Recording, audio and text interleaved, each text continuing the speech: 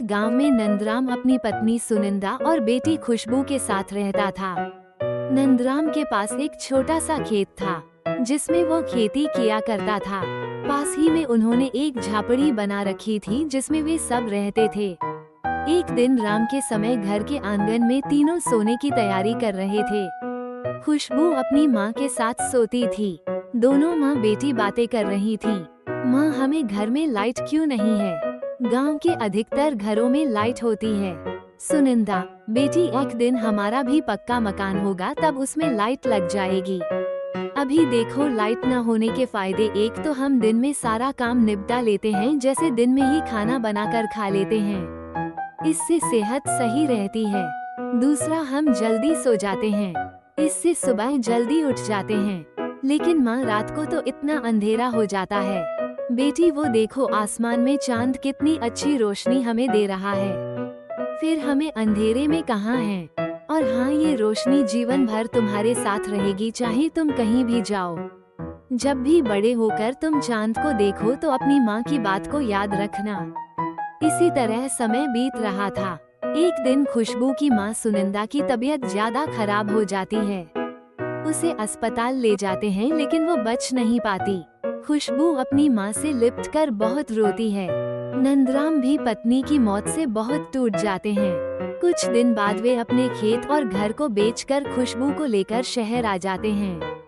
इन पैसों से नंदराम एक छोटी सी दुकान खोल लेते हैं। खुशबू का दाखिला एक स्कूल में करा देते हैं। खुशबू पढ़ने में बहुत तेज थी।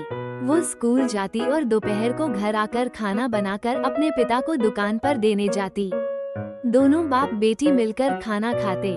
शाम को नंदराम दुकान से आने के बाद खाना बनाते थे। अब वे अपने छोटे से किराए के मकान में रहते थे। रात को सोते समय खुशबू को माँ की बहुत याद आती।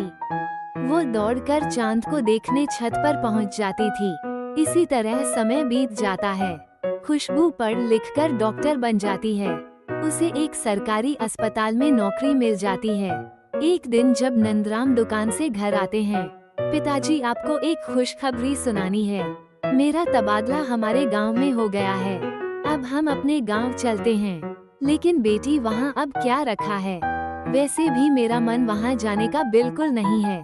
तेरी माँ के मरने के बाद मेरा वहां मन नहीं लगा, इसलिए मैं यहाँ चला आया। पिताजी, मुझे माँ की बहुत याद आती है। चलो न वहाँ जाकर अपना घर देखते हैं, क्या पता वो हमें वापस मिल जाए, मैं उसे खरीद लूंगी। माँ की यादें जुड़ी हैं उस घर से।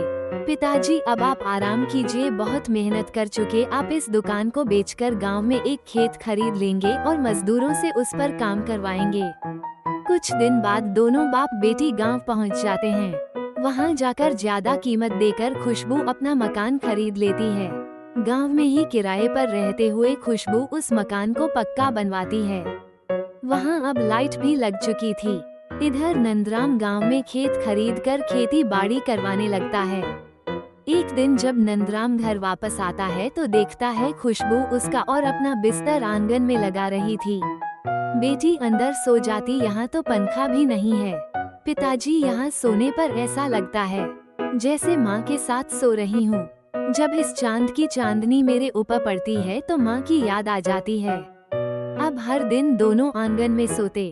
खुशबू अपने माँ के बताए रास्ते पर चलती, शाम होती ही खाना बना लेती और रात को जल्दी सोकर सुबह जल्दी उठते थे। वहीं गांव के पास एक दूसरे गांव में एक जमींदार रहते थे।